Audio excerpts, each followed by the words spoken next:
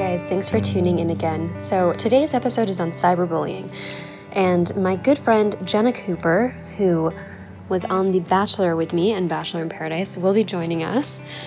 Jenna is an absolutely awesome person, beautiful soul, and all that is to say that she did not deserve what happened to her, which was intense cyberbullying after a reputation destruction that happened when a spoiler site came out with false information about her that we will go into in the episode. But essentially what happened is she got extreme cyberbullying for a 2-year period. And I'm not sure it's completely over at this point because some people don't know that it was all fake. So she provides a really important perspective as somebody who I think has taken this in a more extreme way than most people that we're ever going to meet. So I was really lucky to have her. But in general, cyberbullying I think is something that affects us all in different ways. Some of us probably haven't experienced it all. I know I didn't before I went on The Bachelor, before I got a following. But we know that this is really probably affecting the younger generation. There has been a real spike in suicide, self-harm, anxiety, and depression in very young teenagers.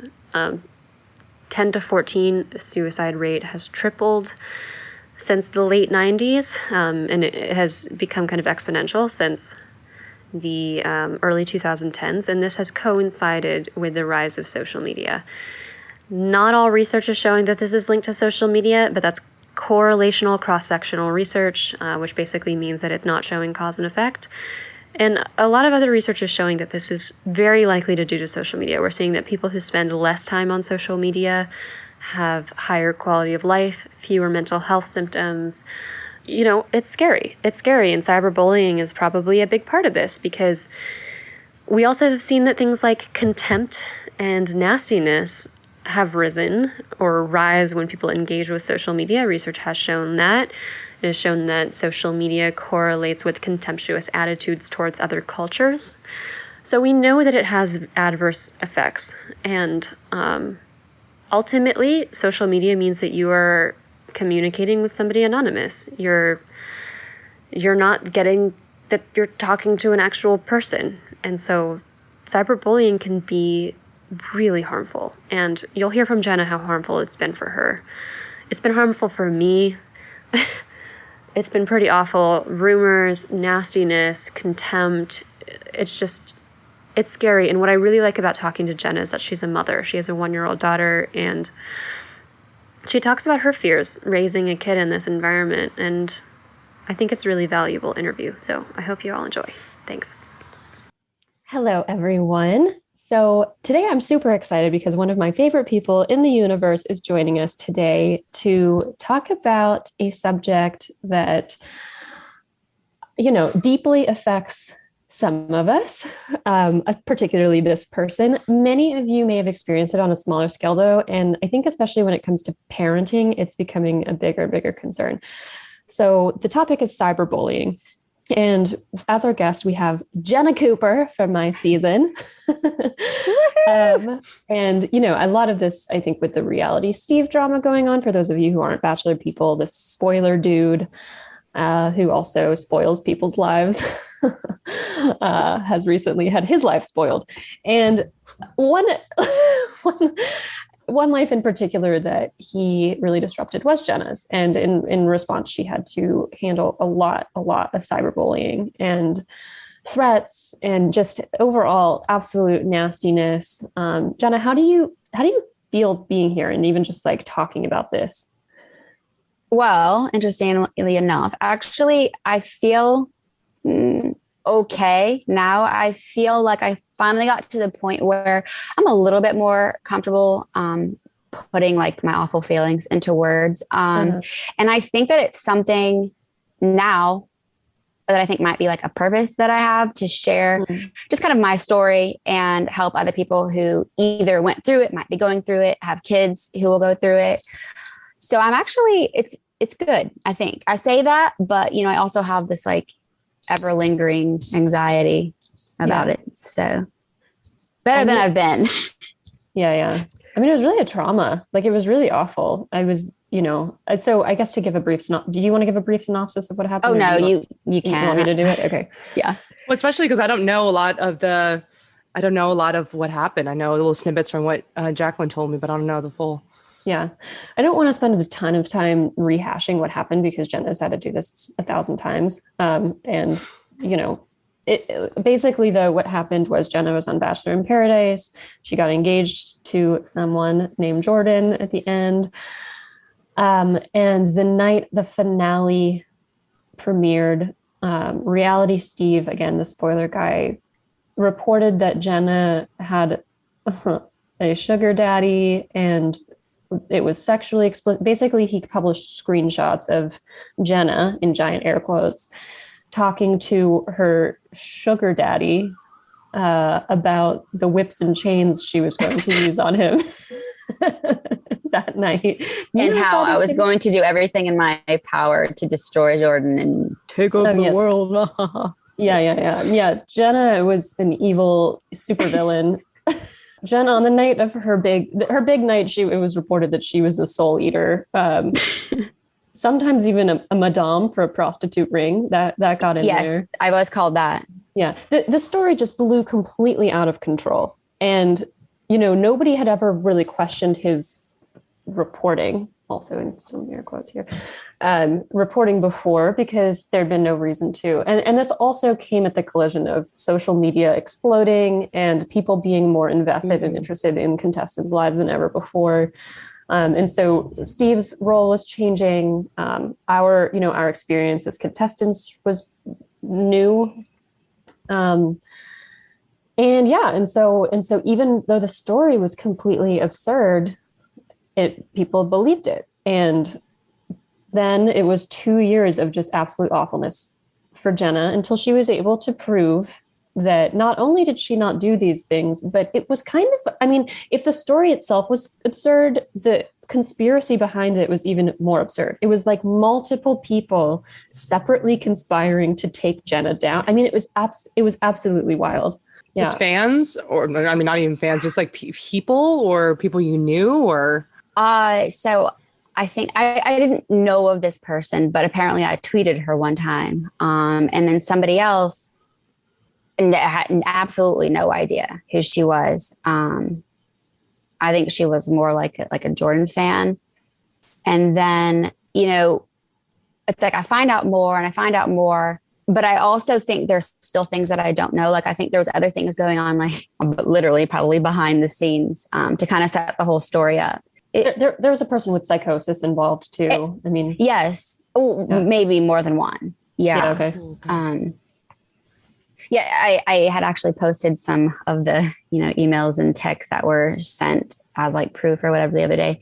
And it's very interesting to hear somebody say, I like you so much. And then pretend they're like another person saying, I'm looking out for you, but also making up this email, trying to be the person that knows who I was cheating with, and then making up text. It's like it just never stopped. And I can't remember if I had told anybody this, but even it got to the point where, my mom was really doing the research into it all. And she had this bag full of files. Did I tell you about that?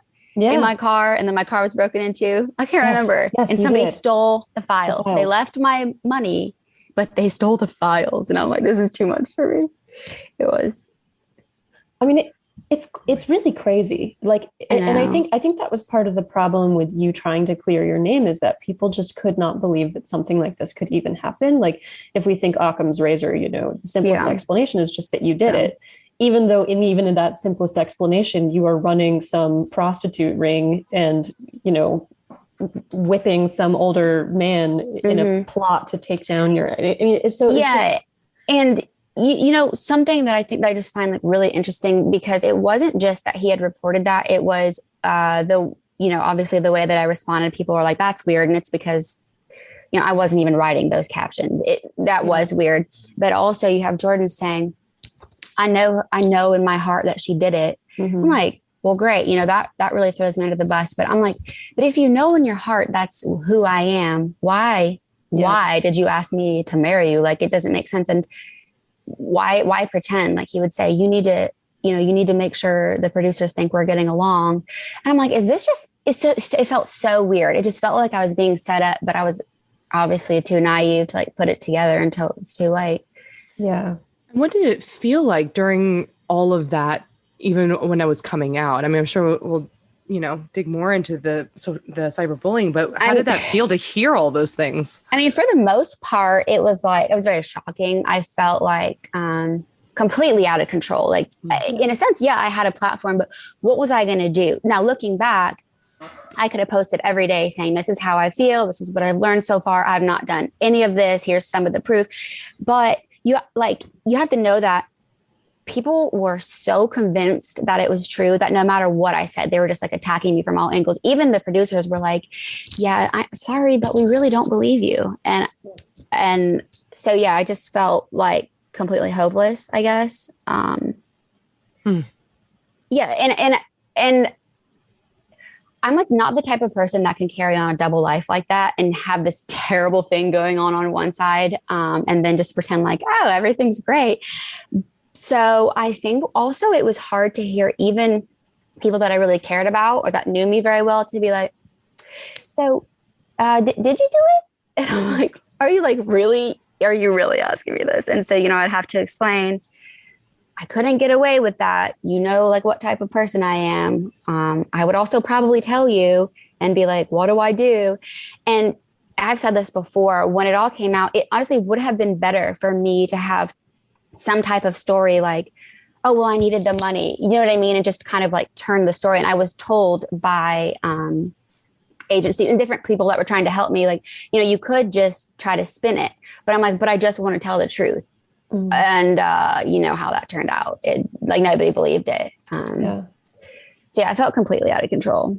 And there was like just ridiculous articles about me all the time. Local ones, national ones. It would be like, yeah, I saw Jenna the other night and she was wearing this really short dress. So I'm sure she's cheating with my uncle's cousin brother too. Like I heard things and, that little smirk she has. And then, like what I would just wake up to every day, like messages that were insane about how terrible I was. And I still can't quite figure out why someone cheating. I mean, it's terrible. I think cheating is terrible, but it does happen. It happens all over. It happens in your family, happens with your friends. And so why this instant did they decide that it was like the worst crime ever? And you know how I felt? I felt like everybody who has ever been hurt by cheating was taking out that anger on me. That's how I felt. So yeah, I didn't know what to do. Because I was going to say, I mean, I remember seeing this and thinking, okay, this is pretty cartoonish, this portrayal. And, I saw you the night it broke.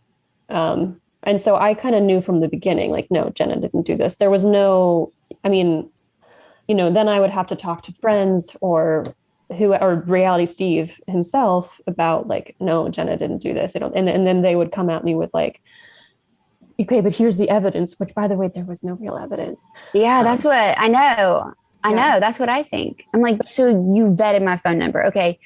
My phone number's on the internet like 27 times just in the first line. So that's what I cannot figure out. It was really strange though, because even if and I remember thinking this at the time, like, even if she did this, I mean, it's certainly not going to affect my friendship with her. It's not like, I knew that you were going to get hate, obviously, but like the vitriol, the viciousness of just like, what, like the people who would log on to their phone and be like, today I'm going to just destroy this. But like, I'm going to send the cruelest message I could come up with ever. And I'm going to press send. Boy, and they would take the time to make like bot accounts that would just literally, I mean, you can look up right now, you can find accounts that say like Jenna Cooper lies, Jenna Cooper sugar daddy, like all this stuff. And they would say things to me with those every day and, reach out to the businesses I was working with and say, she's the worst. And I'm like, I mean, I know I'm like smiling now, but I don't know. Yeah. It's so crazy. I would never do that to like one person, let alone have hundreds of people doing it to me every day. It sounds like there was like all of this was coming from all sides, just these stories from the tabloids and even your friends and, these bots. Was there any one piece that felt particularly like it stuck with you that particularly hurt you, or was it all of it at once?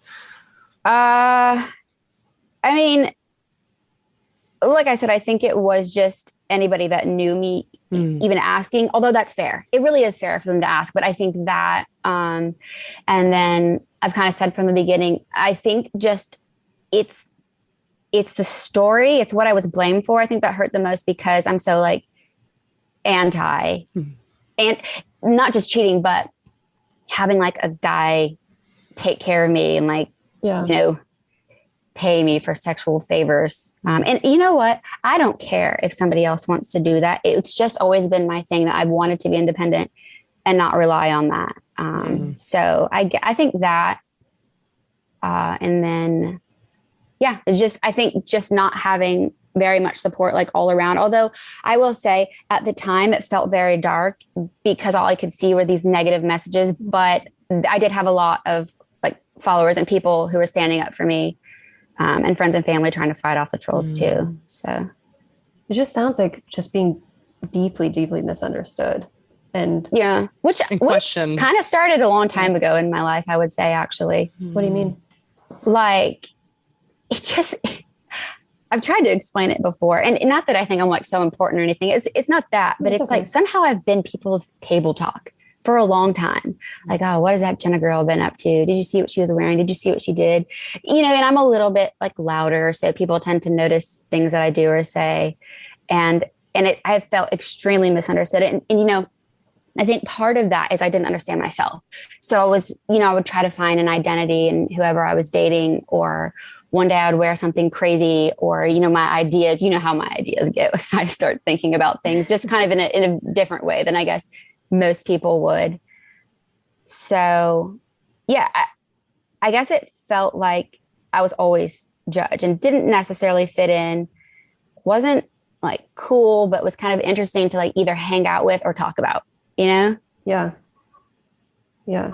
Why do you it's just so interesting to hear that, because on I've watched your season, and you just come across as such a confident, like, here I am, like I know who I am. I'm not questioning my identity, and I'm sure a lot of people listening can resonate with like, okay, I'm not being sure who I am and feeling kind of like the outsider, and then for you to come to like, these are my values, like, not having a sugar daddy, being independent and not cheat, and then having that question could, I imagine, to be so painful. Yeah, it really was. And it's like, I think something that makes it really sad when I think about it is when I went on The Bachelor, I was still very confused. I was like, what am I doing here? Like, am I even ready, like, to date somebody? I was thinking, how do I even explain myself? And someone's like, hi, how are you? Like, I'm like awkward. I hadn't dated in a long time, and I'd always had long-term relationships. So I was, not smooth. But after that, I did start to gain some confidence because I was like, okay, people are accepting me for kind of like my quirky, or just whatever I wore, whatever I say, they were like, oh, Jenna, that's cool. And, I'm like, oh, okay. So some people like me for just whatever I am. And then also I had always been kind of scared to open myself up to having friendships with girls because of being like hurt in the past. And I kind of let that go too. So, I opened up, well, Jacqueline, I opened up my heart to a few people, and I think it just made me excited. I was like, okay, obviously somebody saw something in me. So they picked me to go on the show. And then I made some friends, and I just had life experiences that I'd obviously never had, such as, going on an airplane. I can't even, like, my life was drastically changed. So I didn't know if I should go on Paradise, but I was just so excited and finally starting to see who I am and feel confident about all of it. And so I was excited and happy. And, I went in there with my weird little pink outfit and pink hair, and I was like, it's okay. Like, this is who I am. This is going to be fun. And honestly, it was fun. It was so much fun. Until it wasn't. Yeah. So your confidence is building. You're coming into yourself. You're like, people finally accept me. I can be who I am. And then catastrophe hits. Yeah. And all of that is reversed, or what? it's coming back now. I think I've found confidence in other areas, such as, being a mother. And from so many people who have said I've inspired them any type of way, that makes me feel like fulfilled. And I don't know. I still like doubt myself and question things, but I feel like I'm a good person. So that I feel good about that. I feel okay. I don't know. My confidence isn't all the way up, but also I think I'm decent. I think you're decent too. I think you're more than decent. Thank you. What did it do to your self-esteem when you were getting these messages? I mean, this happened. Yeah, it makes you question anything you've ever done or ever said. Like, did I somehow hurt someone in a conversation? I took it back to like high school. Was I just hurting people, like not meaning to? And I started thinking about any mistakes I ever made and just feeling really sorry, I guess, even though I know I didn't do it. But I think being in that position and people blaming me for, I guess, their hurt feelings. I was curious, like, with all of this going, you're questioning yourself, all the things you might have said and done. Did it affect your relationships? Did it affect the way you interacted with your friends and family at the time, or even the public eye? That's a great question. Yes. I forgot of another thing that I developed. So I developed severe paranoia. Like I am not kidding. In fact, I remember one night I was out. I thought it would help me feel better to like go in public and like not, just look down at the ground and feel like everybody's going to think I'm terrible. So one night I decided to just go out and have fun. And this guy like recording me and like freaked out. Now he could have very well just been, I don't know what he was doing, but I was like, give me your phone. I took it from him and deleted it. I was so paranoid that people were going to try to say things or write things or like send in something that they're going to say is proof. And all of a sudden that's going to come out because you know how edited the proof is. I started thinking like anybody I was around, I was like, could they have done something? Like, are they really on my side? Why are they asking me all these questions? It was really bad. And then my family, like, they were very supportive, but it's a lot on them. Like, it's a lot to be just trying to live their regular life and people asking them about it all the time. And they were trying to fight for me online, which, that just brings a lot more attacks. My mom was up every night trying to sleuth, which let me just say, my mom didn't know what Instagram would have been like, what's a Reddit? And now she's like a pro. Yeah.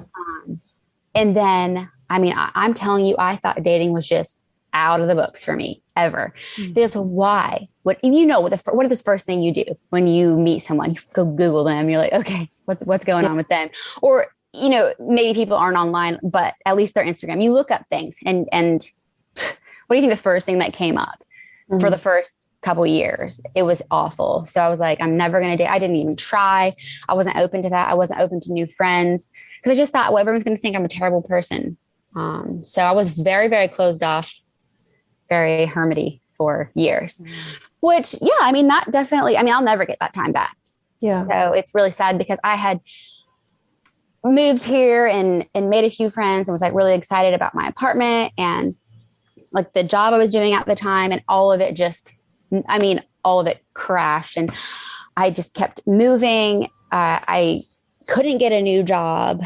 I didn't really even want to take out the trash. It was like pretty gross. Oh. Yeah. Did you feel more depressed or is it more anxious? It was depressing and I was definitely anxious. I've always had anxiety. I have, but it was through the roof and it still lingers. Like I don't really like checking my notifications still now, even though I don't think anything bad is going to be there. Yeah. And like, if I notice I've had a bunch of calls or a bunch of tags, I'm like, oh, what came out about me now? So it'll probably be like that for the next quite a few years, if not just forever. But I'm like very impressionable, I guess you would say. I don't know. I was just very affected by it. Like maybe some people who were stronger could kind of shrug it off, but I don't think so. Hard to know, but I'm glad that it was me because I don't want that to happen to somebody else because it was awful. Why do you, it just makes me so angry thinking about why someone would spend any time directing hate to someone they don't even know. Like why for both of you, for both, because Jacqueline has told me some things that she's received that has, affected her. I'm like, why do you think someone would actually bully you guys? Like, what is the reason? And I don't know why, but if I had to guess, one, especially in this situation, you get attention. Right. If Reality Steve pays attention to your story, or people repost something that, you're the one that sent the story. And like, I remember being sent these screenshots of people who were like so excited, like throwing a party because Jordan read some tea they sent to him about me and was like thankful for it. And it's attention, or it's getting out all of your negative feelings. Like if you're kind of a sad person, you just want to hurt other people. There's that. There's also just wanting to be involved in the gossip and drama because it's interesting and maybe they're bored. I think there's multiple reasons.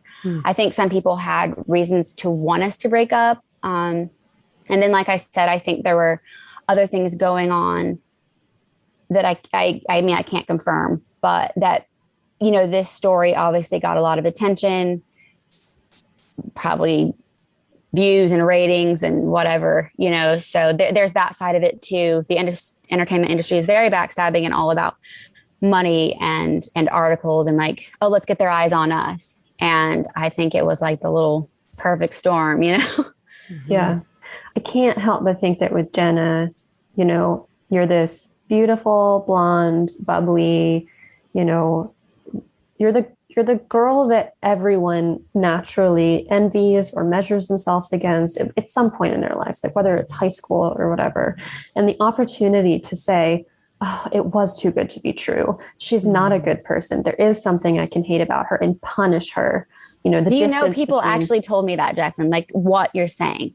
What did they say? What they were saying, I knew you were too good to be true. And that was really interesting to me because I didn't feel like that. I did not feel like the kind of person that people would compare themselves to.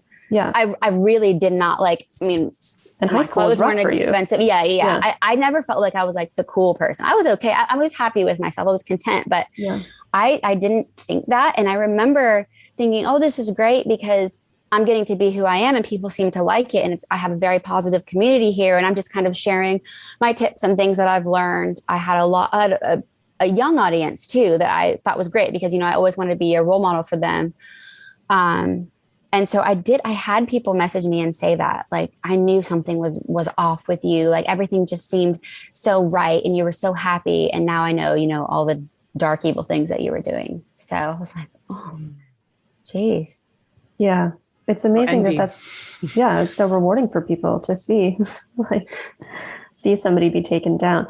What's it like to have so much, to be judged so much for your appearance? And then for that to be such a topic, like, oh, you're so beautiful, they're so envious, but then they'll tear you down in every way possible. Yeah. I remember thinking, I said to my mom, like, at least in that terrible, like hateful message they sent, they said, you might be pretty on the outside, and I was like, thank you. I'll take it. That's actually so nice to hear. Like, thank you. Yeah. But your insides are rotten. Yeah. Oh my gosh. Jeez. Yeah. This is what happens when you're an influencer. Like there's such pressure on your appearance. Like it becomes so important. That's what you're selling. Well, the problem with that is we already have pressure on our appearance already. It's like ingrained in us, let alone what the media does, social media, TV, movies, whatever. I remember dating people being like, why don't you look like this actress? You need to dress like that. Why don't you work out a few more times a week? So we're already damaged in that sense.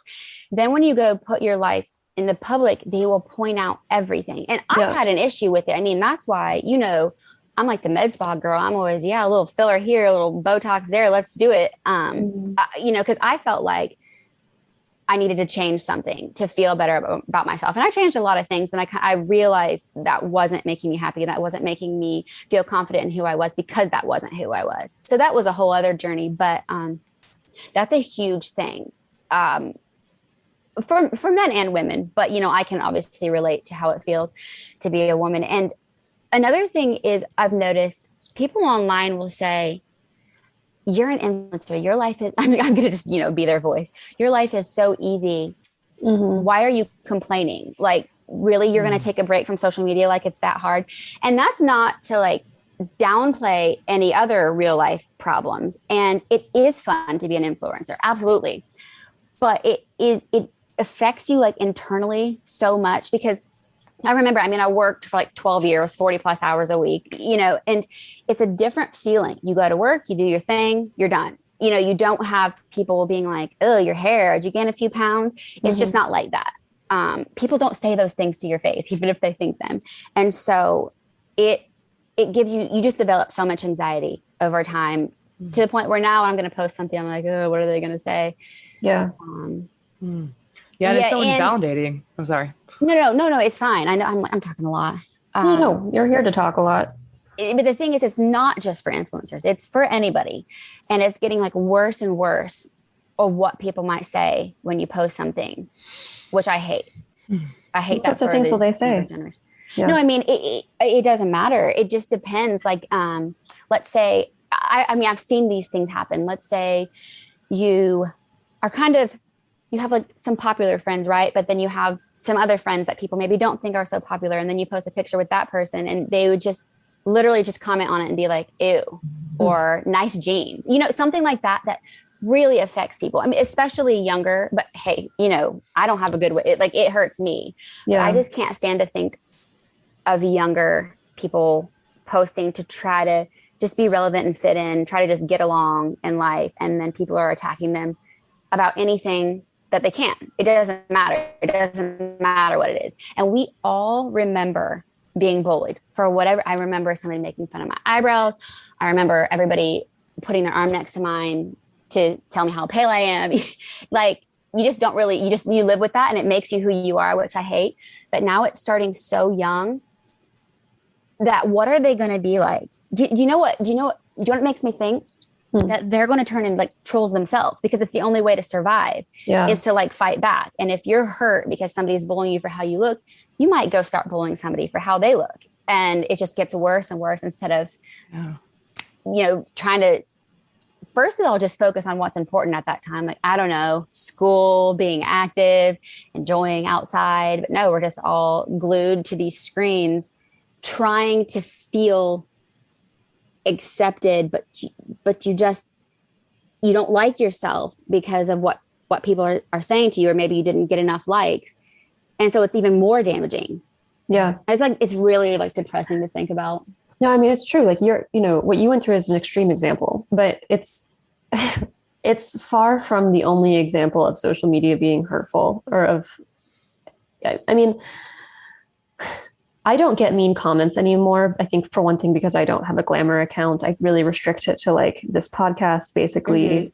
But back when I did, my shit was mostly on Reddit. So, and that was a whole other, traumatizing fiasco. But it is true that like you see one comment about yourself that's negative and all of the positive ones just fade out of view. Because we're exactly what you said, like, when we go in our day-to-day lives, people don't say cruel things to us. They might give criticism.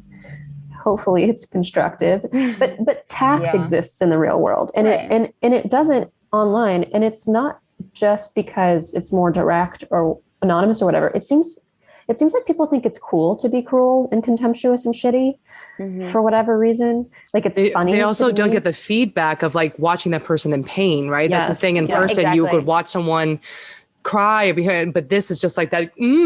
I was mean to someone. I was right about that. And that's all they're left with. So that's awful.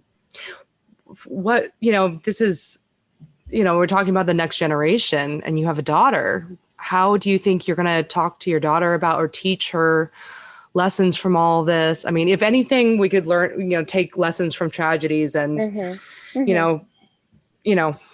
bring some meaning to it. And I'm wondering what you're going to. Absolutely.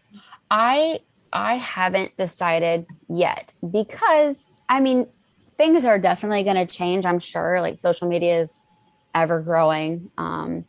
They talk about taking away likes or doing some different things. Like, I kind of just want to see what happens.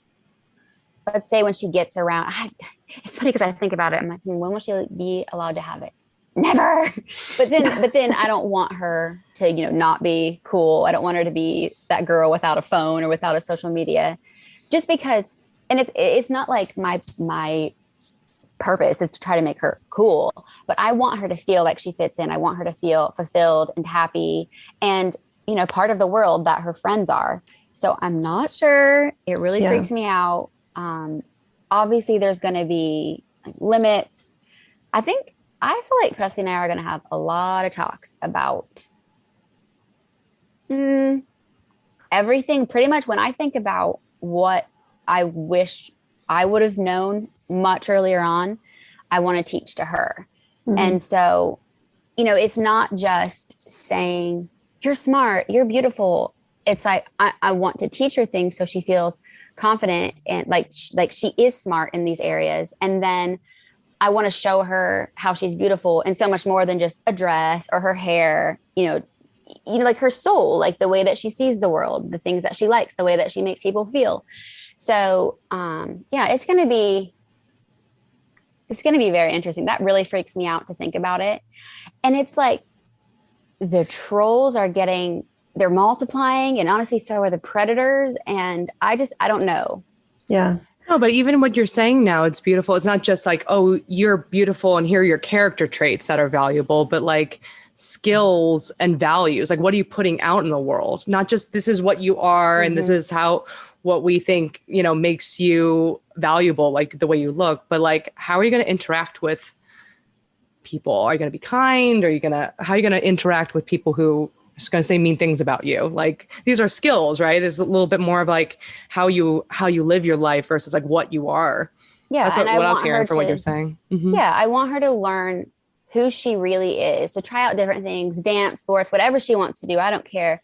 And find what she excels in that makes her feel confident. And then I want her to be that person that goes over to somebody who's sitting alone at lunch and is like, hey, what's going on? And not feel like people are going to make fun of me for this, or maybe they won't like me. I mean, she doesn't have to be super outgoing. She can be whoever she is, but I want her to always be thinking about how to make others feel good. And then I think once she finds her, like once she knows really who she is and is happy because she's a good person, I think if somebody does try to bully her, attack her, bring her down, she can stand strong knowing who she is. Wherein I was a little bit confused. So. Yes. I mean, it seems like it's like, what else can we do but instill strong values in our kids and try to reflect that this behavior isn't cool.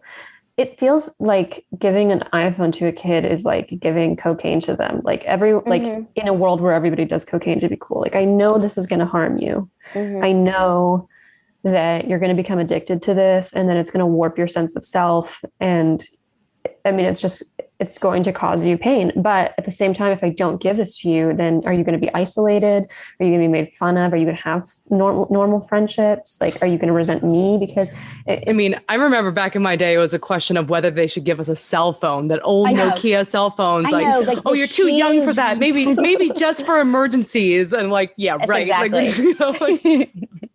Yeah. How to stay connected. Like, cause teens want to stay connected and be in communication, but then how to do that and take in that information in a way that's not damaging. Like, I remember my sister, like I didn't grow up in my teenage years with Facebook, but my little sister did. And she would see the popular kids hanging out without her and they're getting likes and stuff. And I was like, oh my God, how are we going to tell a child to do that? Protect them. It's yeah. I mean, I went through a year of really rough depression when I was 14 that I pretty much blame on MySpace, because for the top 8 exactly. Yeah. And that's exactly what it was, is that you see a ranking of your importance to other people and your popularity. And like, I mean, it's amazing. I remember once I was the last top 8 member of a popular guy's top 8. I was like, what? Oh my God. And then, a week later I'm kicked off. I'm like, what happened? And then best friends of mine putting me first, then moving me third suddenly. Depending on what you said to them that day or what, like that. Yes. I think about it. Well, that's another conversation for another day about my conspiracies, but the effect that MySpace and Facebook has on mental health is awful. And I'm like, okay, are people doing this on purpose? Like what is going on? we've seen that since around 2013, suicide rates, self-harm rates, depression and anxiety have been rising precipitously for adolescents. How about, yeah, no, for sure. And how about even, I mean, just to get very specific in the reality TV world, how about what's going on there? Yet we continue to edit somebody to look like this terrible person, make fun of them, enjoy when, they're getting all these comments bashing somebody. I'm like, that is not good. Like, maybe it helps the show, but it does not help the person who, sacrificed their well-being. And yeah, sure, everybody gets, I'm sure, something. It's exciting to go on TV. And I know that they would say, well, you brought yourself on here. But I just feel like there's not a safe space, and that people, I've said this before, but people in the entertainment industry don't care about you. Yeah. It's just they portray you however they want to make it the most interesting, and then it's just kind of like, see ya. What do you think of when they say, you put yourself in this situation, you signed up for this? Yeah, well, I have to agree, because I did, and I mean, I signed a however many 100-page contract, whatever it was. Yeah, I did, and I knew it would happen, and that's the thing that I decided I would have to accept any way that they edit me. Because I did go on the show, but I think it's more what happened after that is still like triggering to me, because nobody helped me, and they're promoting Jordan like, oh, it's so funny what he said. Yeah, I'm over here just getting destroyed, but it's bringing followers and it's bringing likes and conversations about how terrible I am. But nobody. In fact, I went to them for help with some of like the proof that I didn't do it, and it was like, no, we're not dealing with that. And I guess I can't expect them to, but it just sucks. Well, even as you all are saying that, it just reminds me of so many conversations I've had with patients who have experienced like sexual assault or any kind of assault, where it's like, oh, yes, I've chosen to put myself at that party or at that job or in that relationship, and that leads them to blame themselves. But it's like no one chooses to put themselves to be verbally abused, right? Yes, you chose to go on the show. You chose the risk of these things, but you didn't choose what happened. So it's not, like that could quickly go from like, I made a choice that led up to these things to like maybe feeling like ashamed about it, which I'm like, no. As soon as you said that, I was like, no, no one chooses what you got. Like, yeah, I didn't. I mean, I agree that we signed up for it, and we knew we were putting ourselves at risk, but I don't think we had any idea of what that risk really meant. And I remember thinking at the time, okay, I might get some online hate, but I'll be able to handle that, because it's going to be I'm just going to be able to say to myself, well, now I'm like a cool TV star and other people like me. And like, I've gained all this social capital in a way, like, but no, because when some part of your appearance or personality is picked at, or you're called cringe or whatever, that's all you hear. It's like, I had no idea how reactive I would be to it and how hurt I would be to it. And I don't think we understood how extreme and damaging this has become. Like, I mean, I've said this before, but somebody hacked my email, sent an explicit photo of me, and sent it to my boyfriend. And I did not sign up for that to happen. Yeah. You did not sign up for an army of people to make up screenshots and send it to Steve. And so it's weird that people are so willing to slough off their responsibility on this. Like, they're like, I can be nasty to you because you signed up for this, but. And I think, yeah, talking about it, it's not just like, oh, we want you to feel bad for us because we experienced this bullying, but it's like, maybe think about it because, we're somebody's daughter, we're somebody's friend, we're just a human just like you, and you would not want to be hurt like this. So why do it to somebody else? And, you don't want that happening to your child. And like, some of the things that people have said to me, I'm like, imagine if somebody said that to your girl. Because I imagine, what if they said it to Presley? I couldn't handle it. Yeah. And so what makes me just so much less of a human that you can just tell me how awful I am and don't deserve to be alive? There's a lot of threats. Yeah. And I'm sure it's really angry people. And I've tried to, kind of let go of that. But like death threats or some, harm yeah, threats? not I'm going to kill you, but more like I want to chop you up, or I hope you don't wake up, just stuff like that. Whoa, God. And just on like I know. And on another note about, like what you said, what happened to you, I have to say there's not a lot of resources for online harassment and bullying. What do you do if you're hacked? Like, what are the laws? Because I didn't know where to turn. I'm like, how do I find out who did this to me, and what are my options for stopping it even? And it's kind of, there's really not a process that I know of for it. Yeah. What a great opportunity then. I mean, talking to Jacqueline, like what an opportunity to provide those resources and not just blow it off as like, oh, celebrities. Yeah, that's hard. But no, like that, that's causing a lot of damage, and not just to you, but also for us, for kids to grow up watching that's okay to do, to say like the lack of empathy and compassion and the amount of mental health help that could could be directed to there. That would be really useful. And even before like the effects that it had on me mentally and physically, and that it was like I was told, well, first you have to hire a forensic team to like look into it, not just my own stuff, which I did to prove that I didn't send the text, but it was like you need to hire somebody to look into these accounts, but you have to get basically a police report to even have somebody look into who did that. And it's all it's all so anonymous, and there's so many steps, and I'm telling you, I did not have the money for it.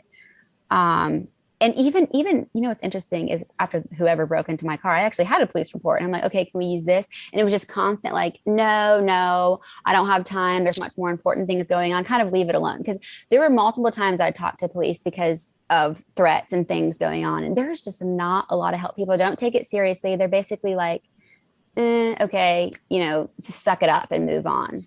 Yeah.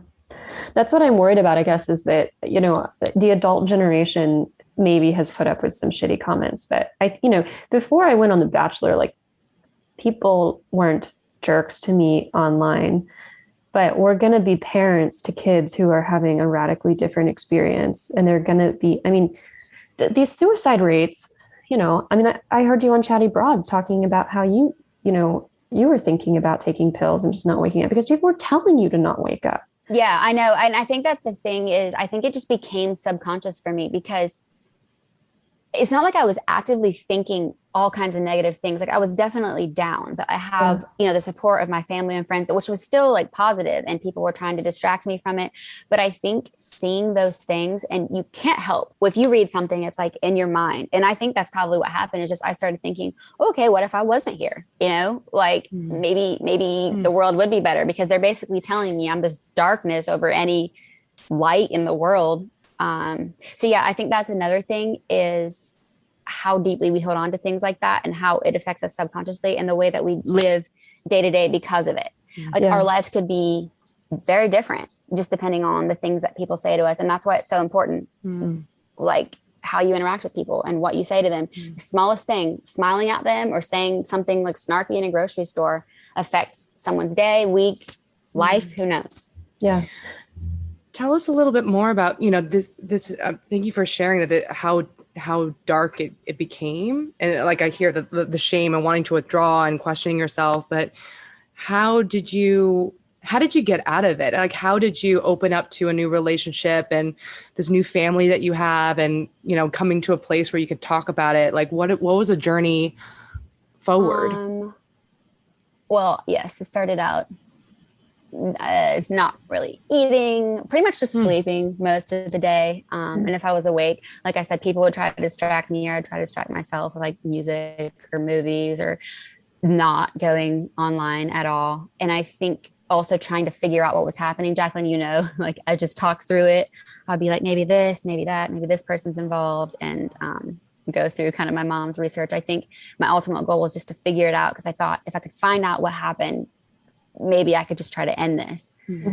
And then, I can't say it happened quickly. It was like weeks went by and then months went by. And I tried my best to just move on, like go back to the old activities that I used to do. And, I would post things and people would bring it up over. And I look back at the pictures that I was posting during that time, and you could just see I was just all torn up. Like, even if I was smiling, it did not look real. I didn't even recognize who I was. My eyebrows were all like crazy. And I was just, it looks like I looked kind of mean, but I was just hurt. Like, I just saw the world so differently. But yeah, I tried to just do what I was doing before, and I guess just take it day at a time. I tried to stay eventually, after like months, healthy. So I would start eating better and like working out more and talking to people that I knew would have a positive impact on my life. And then I think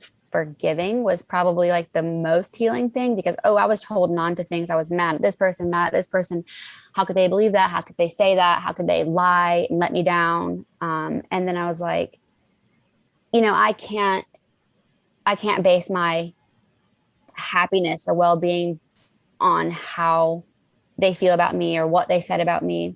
And like I said, it's harder when it's somebody that but even random people, all of it affects me. But I was like, I tried to be really understanding of why they were maybe just interested in the story, or that they were probably hurting too. So forgiving. And then, it was really like a God thing for me, because I'm just none of us, I don't think, are big enough people to just like forgive somebody who hurt us that bad. Yeah. But, I prayed about it all the time. And I think that's the only way that I could act. And I would say I physically started to feel more peaceful finally when I stopped trying to handle it all myself and just like bottle it all in. And when I was forgiving people and actually telling them, it's okay. And, it took so long. Like, basically years. And I'm not saying I'm healed now, but I'm much better. So, now I can talk about it. And I think back, I try not to think of what I could have done differently now, because that's what I did for the longest time, and just kind of let it go. You don't really let it go, but I guess I have other things to focus on now. And a mutual friend had introduced Carl and and I remember being so freaked out that he was going to look me up and just, think I was nasty and not want anything to do with me. And he didn't know I was on the show, and he didn't care. And he was just like, yeah, whatever, I'm not going to read that. And so it was that was like perfect for me. And then I guess I just opened myself up again. And I think we traveled to Italy for one of my friend's weddings. And the night of the wedding, I had the biggest, this was, I don't know, maybe a year after it happened. I had the biggest breakdown of all time. And I'm saying in my life. Everything was like, the wedding was beautiful. I felt so excited about like a new relationship and just life in general. It kind of felt like a little kind of restart. There may have been something in that wine. I'm not sure, but I lost it. Like crying like a baby. I remember I remember saying, I want my mom. And I was just like, I couldn't even breathe because I just kept like sobbing so hard. And I think it was just, I was letting it out any time I think I'd ever been hurt, because I always held it in because I didn't want to feel like pitied. And I felt like other people had worse problems. I just didn't want to be like whining.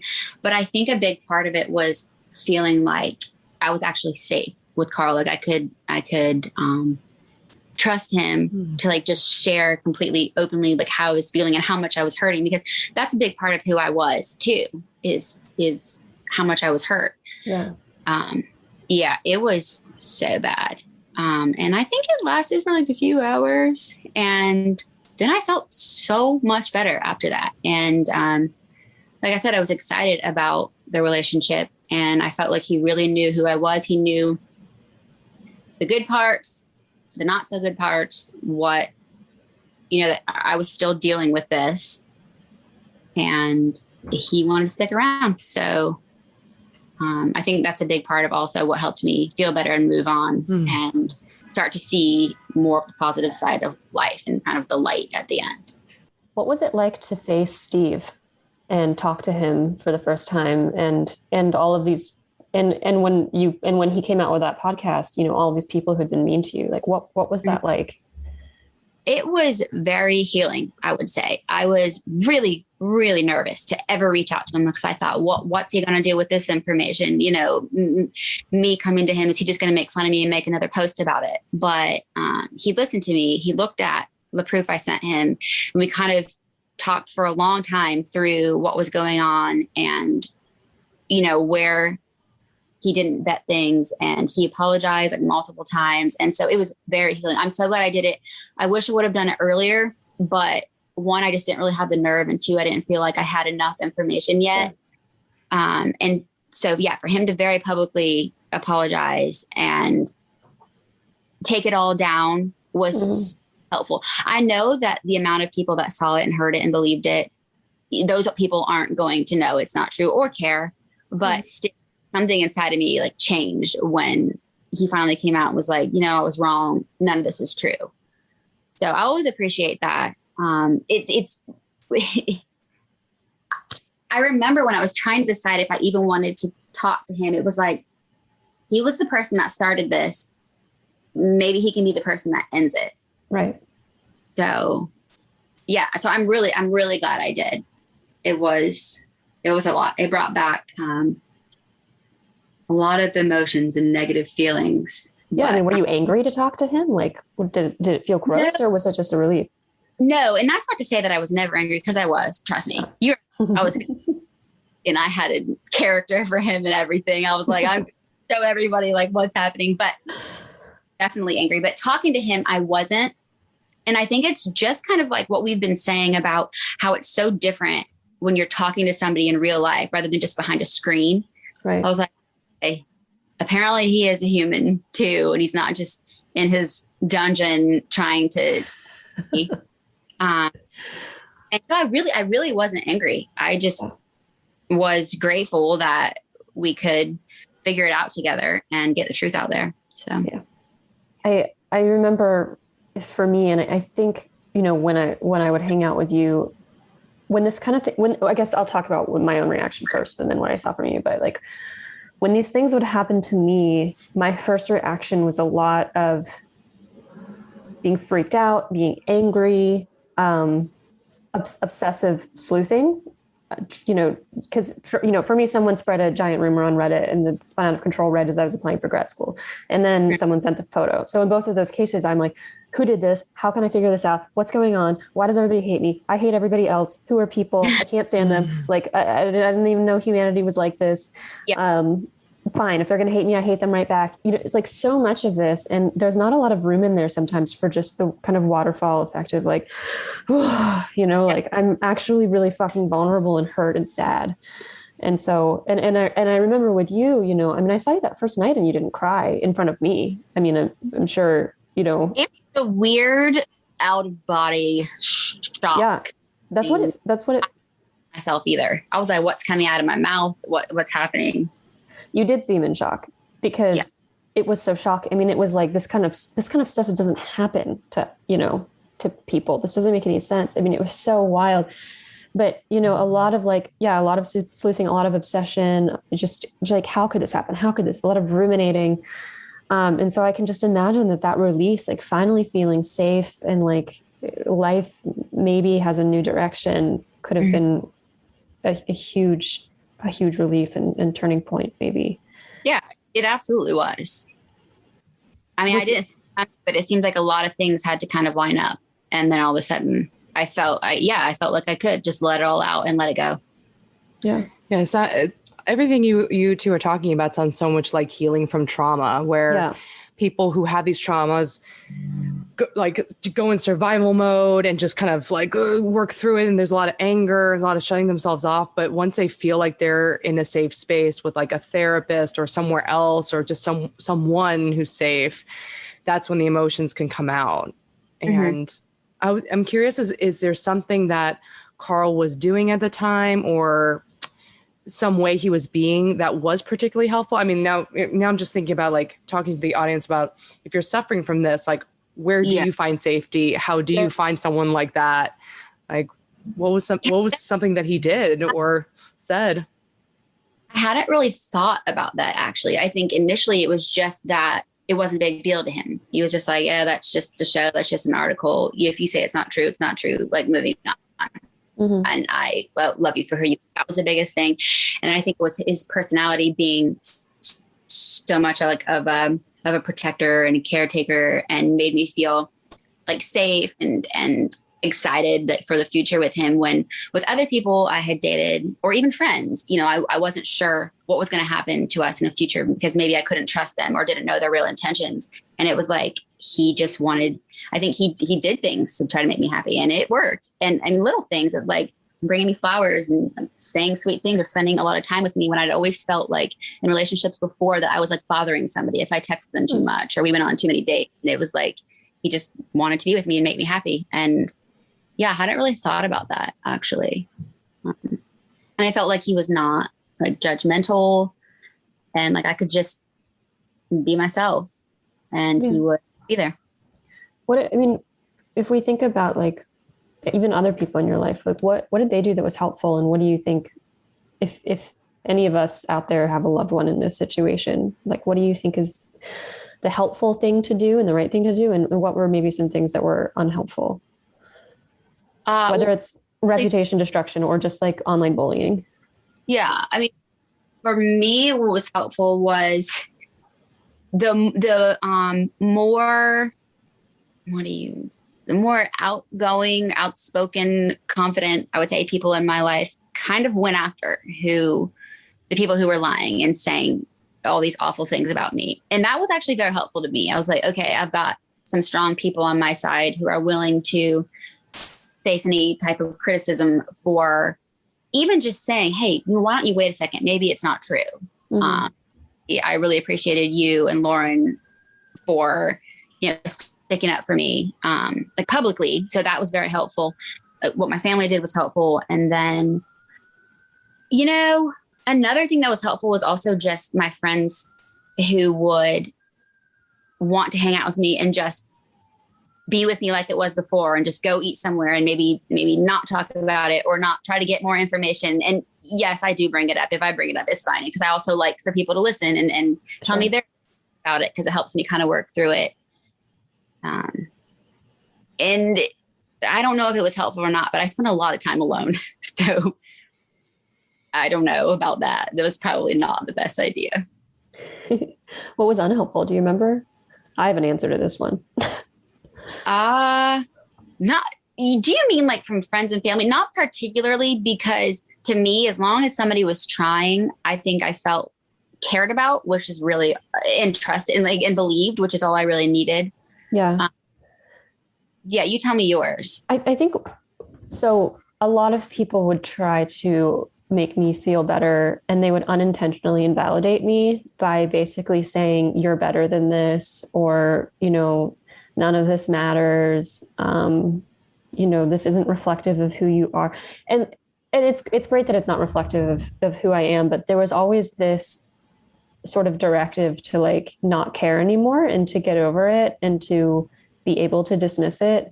And half of the problem that was so painful for me was that I felt like I should be able to dismiss it. Like I should be a more mature person who can look at, comments like, you're so cringy, you're so pretentious, you're so whatever it is, and just be like, okay, I know myself, I'm happy. But I wasn't that secure or mature. And I don't know how many people are. I mean, maybe I was particularly sensitive, I don't know, but to just hear all the time, like to hear people laugh it off or to minimize it was very difficult for me, because I knew that I couldn't do that. And it was so much easier said than done. And then I just felt like I couldn't talk to them anymore about it because it made me feel immature. Yeah, because it's like, oh, that's just a silly rumor. Like people don't care. And when you actually really think about it, something I think that was helpful was to think it's not the world, it's the Bachelor world, which can unfortunately be negative. But that's what we were seeing and hearing. But not everybody knows about it or cares or thinks the terrible things. But it's really hard when you're in that situation to have any type of perspective that's like logical. You're just. I think one thing that helped me is, and one thing that helped me is to be able to share the messages and to laugh about it with people. Yeah. Because when I get the message, you know, it's just, I feel dirty and panicky and terrible. But then when someone else is like, oh my God, like that's crazy. Imagine that there's somebody who thinks this way and would write that. Then it helps me get a little bit of perspective. And they're not minimizing it necessarily, because they're saying, I'm going to listen to you and I'm in this with you, you know, like I'm reading it with you. Send me these, but also like, this is crazy. You know, I mean, this message is. I want to, that just reminded me, I mean, I've got tons of awful ones, but I wanted to read you one that I thought was so funny that I found, and I don't know, maybe this might've been another podcast. I'm not sure. Cause it was really funny. Like so terrible. Okay. This one isn't it, but let me just read you this one. Jenna whores herself out to businessmen to make money instead of working like a normal, upstanding citizen. Now she's affected someone else's life with this pitiful behavior. She's a terrible human being who only cares about herself. People like this need to learn. She's a cheap whore piece of trash who cares about no one but herself. Hashtag justice for Jordan. Everyone unfollow this bee. She deserves to prostitute herself out for the rest of her days. She does not deserve true love. I'm like, now that is like a dramatic. I love how she's like, this whore, how could she be a prostitute? Okay, she deserves to be a prostitute. That's what she needs to go. Like, these messages don't make any sense. People just take their pain and just like finger paint it onto a DM and then press send. It's amazing. Like, okay, this is my last one. Okay.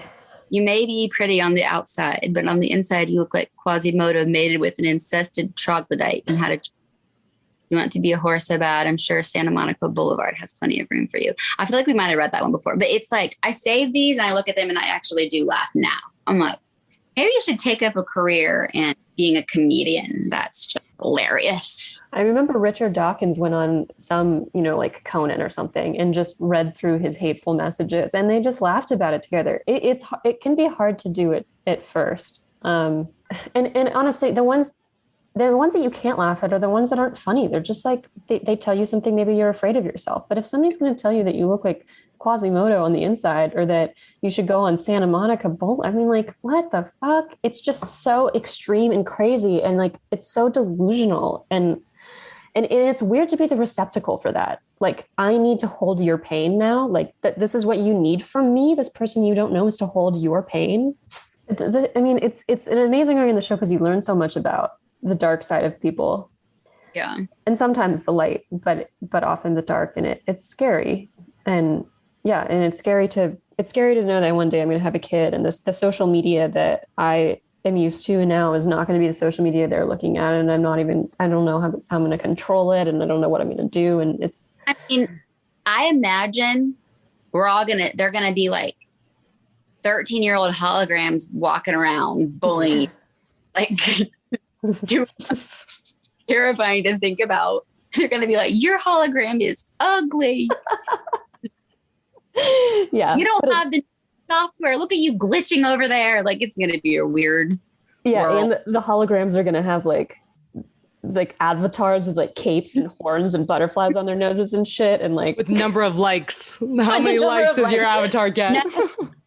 That Black Mirror episode. I have. Yeah. No, Jacqueline, you got to watch it. Black Mirror scares me because I feel like that's the step that's going to happen. Yeah. What would you say to, you know, I bet some people listening to this have either been victims of cyberbullying or they have a daughter or a son or, you know, sister or brother with, you know, who's been cyberbullied. What kind of advice would you say? How would you get through that? It is so hard. And like, because, you know, if I had the great advice, I probably would have used it too. And it's one thing to say this, but I mean, obviously you know who you are. The people that you love know who you are. And you just have to focus on that. And do you know what? it doesn't mean you're a perfect person, because obviously we all have flaws. We all have things that we don't like about ourselves on the inside and on the outside. But I think focus on the good ones. And then, gosh, you really can't tell somebody to not be bothered by a mean message or comment. So yeah, so you might be like proactive about how to avoid seeing the negative things, because you can't help it. Like, it's going to be there, but let's say maybe limiting your comments or not being on certain social media, such as like Twitter. Well, I deleted mine because I can't delete anything. I have no power and control over there. And I don't like that. So I was out of that. It's so hard though, because you can't help if you're extra sensitive or if you're insecure about certain things. Like, if it's the way that you are, you cannot help it. So I don't want to say don't be on it at all, but maybe limit the amount of time you're on it. And think about like, what good is it doing you? If you only want to go on there once a month to see what your aunt or your cousin or who's engaged now, do that. But you don't have to share your life on there. I would say probably try to enjoy the real world instead. And instead of clicking like on a picture, tell somebody you like their outfit, or, say something that will make their day better. I'm going to have to really think about that, because I would love to share more about how to make it like a better experience and not have terrible effects from bullying. But the other problem is there's also bullying, in everyday life too. This was wonderful. Thank you so much for giving us your perspective, which I'm sorry you had to earn your perspective the way you did, but yeah. But if anything, like these experiences, like I hope someone listening can hear from you and resonate with that, and maybe, kind of have a similar experience, and they feel like, okay, like if you've gone through it and move through it and develop a new sense of self and confidence and a beautiful family, like maybe they can too. So, this is inspirational.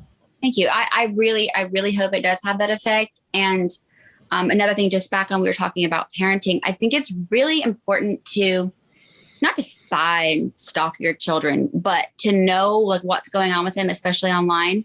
And if they ever like hint at things, you might just dig into it a little bit, because sometimes either maybe they're too prideful to share like what's going on, or they don't want their parents to know because they're like embarrassed, or who knows what reason. But sometimes there's some awful bullying going on. And I feel like, as a parent, it's your responsibility to kind of step in, and you can't take away the pain from them. You can't end everything. But if it's something that's happening at school or somebody online, I would say get involved and stop it, because even I didn't feel like I was strong enough to deal with it, let alone like a child who is just trying to get through. And their bodies are developing. And yes. So maybe I'm a little bit worried about what all goes on kind of in like DMs and things that we can't see, challenges, TikTok things. Somebody might make a video making fun of somebody that went viral. I hate that. When I see memes of like people being made fun of, I'm like, that's a real person that has like feelings, and that's not funny. So anyway, that's just a side note, but to kind of see what's going on with your kids, check in. And if they even hint that they're hurting or something's going on, I would look into it. Because you just never know. And you put a stop to it before something happens. Just stay involved. Okay. Well, thank you so much for coming on the pod and talking about this. I know it might be a little bit difficult to rehash it again and again. It's still, every time, I think it's a little bit more healing. So I appreciate it. Thank you for listening to me. Of course. And Jenna, I'll see you soon. All right. Hope next weekend. Thank you so much. This was wonderful. I appreciate it. Alrighty. Bye, Jenna. Bye. By accessing this podcast, I acknowledge that the hosts of this podcast make no warranty, guarantee, or representation as to the accuracy or sufficiency of the information featured in this podcast. The information, opinions, and recommendations presented in this podcast are for general information only, and any reliance on the information provided in this podcast is done at your own risk. This podcast and any and all content or services available on or through this podcast are provided for general, non-commercial informational purposes only and do not constitute the practice of medical or any other professional judgment, advice, diagnosis, or treatment, and should not be considered or used as a substitute for the independent professional judgment, advice, diagnosis, or treatment of a duly licensed and qualified healthcare provider. In case of a medical emergency, you should immediately call 911. The hosts do not endorse, approve, recommend, or certify any information, product, process, service, or organization presented or mentioned in this podcast, and information from this podcast should not be referenced in any way to imply such approval or endorsement.